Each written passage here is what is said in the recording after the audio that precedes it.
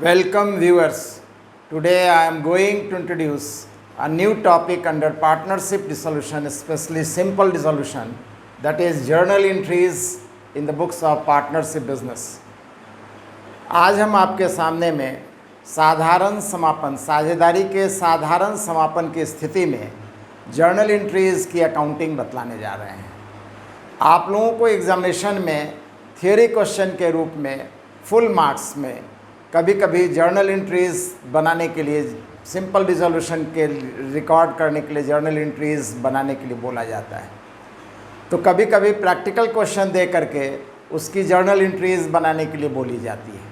तो फिलहाल present video में थियोरेटिकल पॉइंट ऑफ व्यू से इम्पॉर्टेंट जो क्वेश्चन है, pass necessary journal entries in the books of partnership business और firm to record simple resolution accounting, इसी से रिलेटेड हम जर्नल एंट्रीज बतलाने जा रहे हैं। जर्नल एंट्रीज की जब बात करें या पार्टनरशिप डिसोल्यूशन की जब हम बात करें तो आप जानते हैं डिसोल्यूशन एक्टिविटीज़ दो पार्टी के द्वारा मेनली किया जाता है। एक एक्सटर्नल पर्सन अपॉइंट किया जाता है to record and to dissolve और to close entire external nature assets and liabilities, और दूसरा है इंटरनल नेचर एसेट्स और लायबिलिटीज़ के लिए पार्टनर्स खुद रिस्पॉन्सिबल होता है।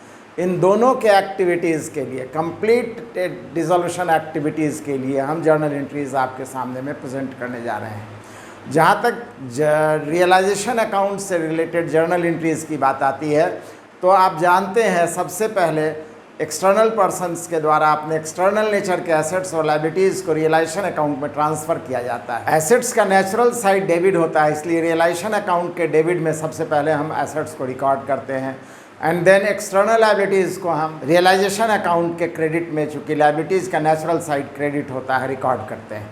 अभी वो सिर्फ जानकारी लिया है, इसके बाद एसेट्स का रियलाइजेशन करेगा। एसेट्स रिकॉर्ड करने में याद रखना है कि cash, bank and partners assets, clearly जो पार्टनर के नाम का एसेट्स है, इंटरनल एसेट्स है, उसको हम रिकॉर्ड नहीं करेंगे। और रिकॉर्ड करने का वैल्यू क्या होगा, अमाउंट क्या होगा, तो क्वेश्चन का वैल्यू, बुक वैल्यू। रिकॉर्ड करने के बाद अब हम एसेट्स को रियलाइज़ करने का काम शुरू करते हैं। एसेट्स के रियलाइजेशन की जहाँ तक बात आती है, आप जानते हैं दो तरीके से रियलाइजेशन होता है। आइदर ओपन मार्केट में हम इसको रियलाइज़ कर लेते हैं, सेल कर देते हैं, पैसा रियलाइज़ कर लेते हैं, या किसी पार्टनर को अगर उसकी ज़रूरत है तो पार्टनर रिटेन कर लेता है, ले लेता है। इस कंडीशन में एसेट्स का रियलाइजेशन होता है। एग्जैक्टली इसी तरीके से लायबिलिटीज़ का पेमेंट, कुछ लायबिलिटीज़ का पेमेंट हो सकता है कैश पेमेंट हो जाए, बाई चांस किसी लायबिलिटी की पेमेंट की रिस्पॉन्सिबिलिटी पार्टनर भी ले सकता है। और इन सभी को कामों को करने के लिए एक्सपेंसेस पे करना पड़ता है, जो कि डिसोल्यूशन या रियलाइजेशन एक्सपेंसेस के नाम से जाना जाता है।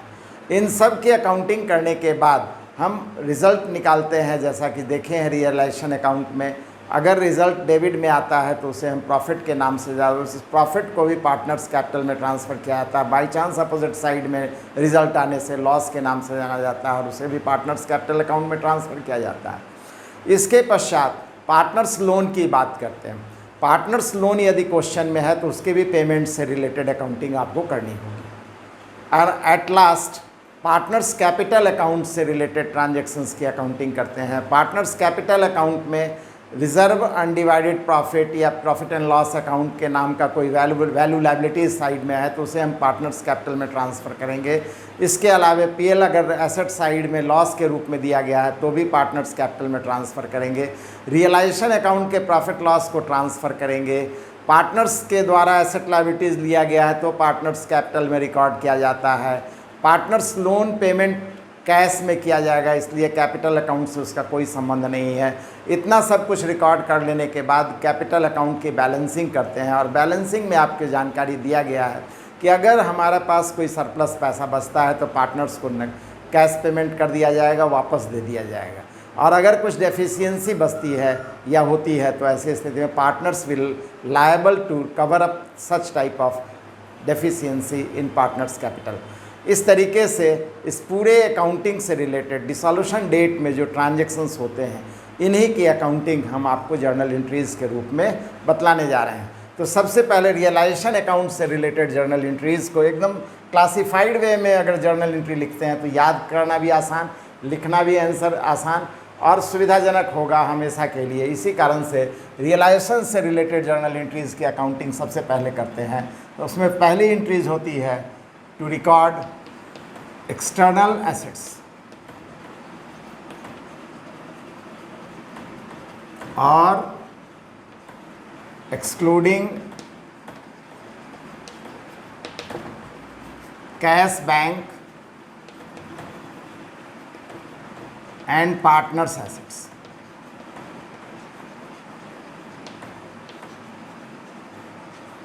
इसको छोड़ करके सबको रिकॉर्ड करेंगे तो एंट्री क्या बनेगी? Realisation account debit to sundry assets. किस वैल्यू से रिकॉर्ड करेंगे? तो बुक वैल्यू से। जितने भी एसेट्स हैं सभी को अलग अलग रिकॉर्ड करेंगे। रिकॉर्ड करने के बाद सेकेंड एंट्री होगी फॉर एक्सटर्नल लायबिलिटीज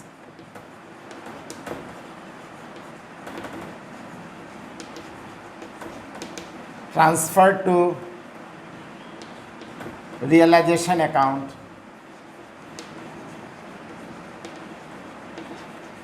इसे रियलाइजेशन अकाउंट का क्रेडिट में रिकॉर्ड करते हैं, इसलिए एंट्री हो जाएगी ऑल एक्सटर्नल लायबिलिटीज डेबिट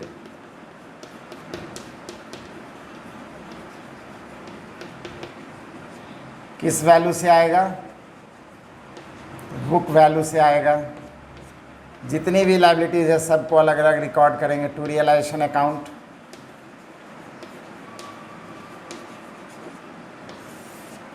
इसके बाद वो स्टार्ट करेगा रियलाइजेशन का काम। तो रियलाइजेशन के काम में आप जानते हैं सबसे पहले एसेट्स को रियलाइज करेगा। For assets realised A in case cash realise, नगद में अगर रियलाइज होता है एंट्री बनेगी cash account debit to realisation account.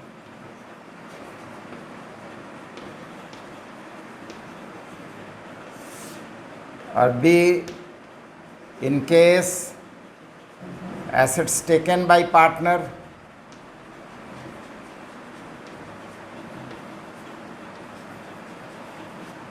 तो इस कंडीशन में एंट्री बनेगी partners capital account debit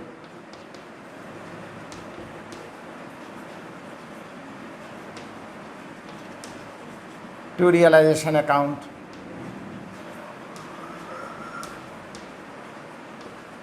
in दोनों केस में अमाउंट कौन सा आएगा? तो रियलाइज्ड अमाउंट आएगा।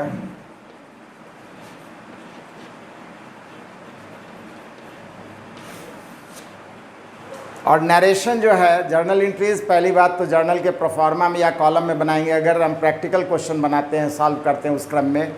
और नरेशन में जो कंडीशन की बातें हैं उसे हम नरेशन की जगह पर लिखते चले जाएंगे। इसके पश्चात हमारा आता है फॉर लायबिलिटीज पेमेंट।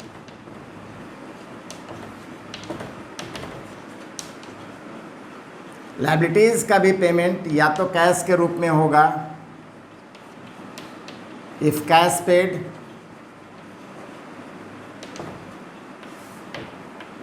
तो पेमेंट एक्सपेंडिचर रूप है, रियलाइजेशन का डेबिट में आएगा, इसलिए रियलाइजेशन अकाउंट डेबिट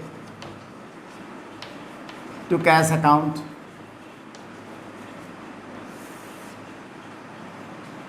और इफ टेकन बाय पार्टनर, अगर किसी पार्टनर पेमेंट की रिस्पॉन्सिबिलिटी ले लेता है, टेकन बाय पार्टनर, इस कंडीशन में एंट्री बनेगा realisation account debit to partners capital account.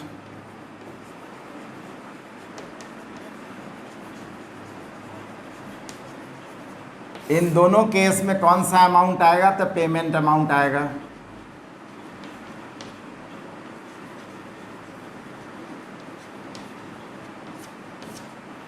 Next हमारा आता है डिसोल्यूशन एक्सपेंसेस और रियलाइजेशन एक्सपेंसेस।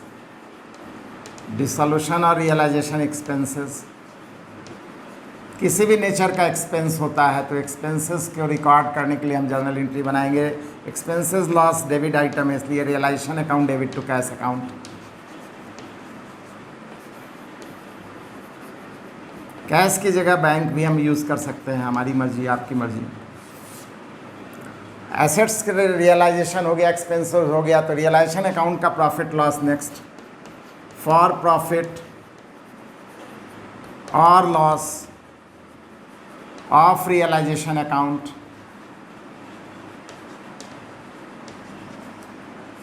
इसमें A point for profit entry बनेगी रियलाइजेशन अकाउंट डेबिट,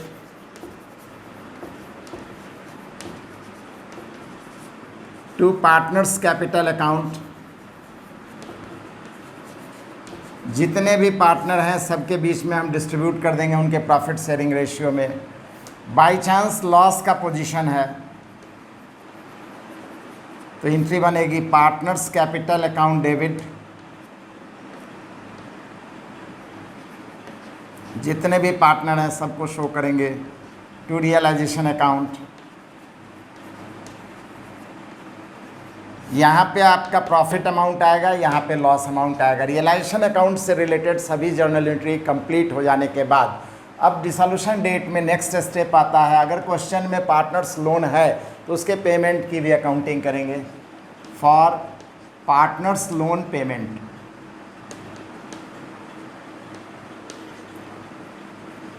कोई अदर इंफॉर्मेशन नहीं रहता है तो कैश पेमेंट ही किया जाता है, इसलिए लोन पेमेंट के लिए एंट्री बन जाएगी partners loan account debit. Loan liability को ख़त्म करेंगे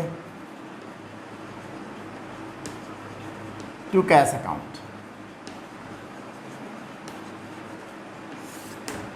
नेक्स्ट में अब और कौन कौन सा इंटरनल लायबिलिटीज़ है। एक्सटर्नल लायबिलिटीज़ तो पूरी तरीके से क्लोज हो चुका है, जो कि अभी तक ट्रांसफ़र नहीं हुआ है, क्लोज नहीं हुआ है। तो उसमें reserve, general reserve, profit loss asset side में या लायबिलिटी साइड में दिया रहता है, तो उसको हम ट्रांसफ़र करेंगे पार्टनर्स कैपिटल में।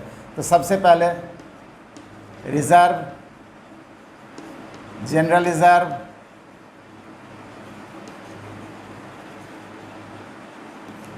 पीएल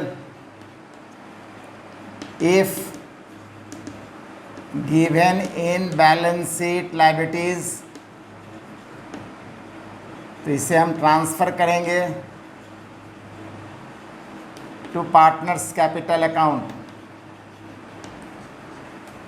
अब एंट्री क्या बनेगी, तो पार्टनर्स कैपिटल का क्रेडिट में जाएगा। रिजर्व लायबिलिटी है, पीएल लायबिलिटी है, इसलिए सबको क्लोज करने जा रहे हैं। Reserve debit, general reserve debit, PL debit to partners capital, उनके प्रॉफिट शेयरिंग रेशियो में डिस्ट्रीब्यूट कर देंगे। बाई चांस अपोजिट स्थिति है, if loss given in balance sheet asset side, ये किस नाम से दिया जाएगा, तो पीएल अकाउंट के नाम से दिया जाएगा। तो इसे भी हम क्या करेंगे, transfer to partners capital account. Partners से रिलेटेड इंटरनल लायबिलिटीज इसलिए कैपिटल में ट्रांसफ़र करेंगे। ये कहाँ ट्रांसफ़र करेंगे, तो लॉस है, डेबिट है, इसको क्लोज करना है तो क्रेडिट करेंगे, तो पार्टनर्स कैपिटल डेबिट हो जाएगी। जितने भी पार्टनर हैं टू पीएल अकाउंट। इसके पश्चात अब बिज़नेस बंद हो रहा है, जो भी पैसा बच रहा है सब कुछ करने के बाद, अकाउंटिंग करने के बाद, तो पार्टनर्स ले जाएगा। अगर घटेगा तो पैसा लाएगा। तो सरप्लस ऑफ कैपिटल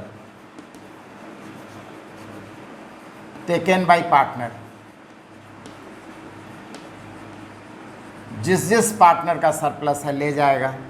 एंट्री बनेगी पार्टनर्स कैपिटल अकाउंट डेबिट, जितने भी पार्टनर्स हैं टू कैश या बैंक अकाउंट। और just opposite deficiency of capital, deficiency of capital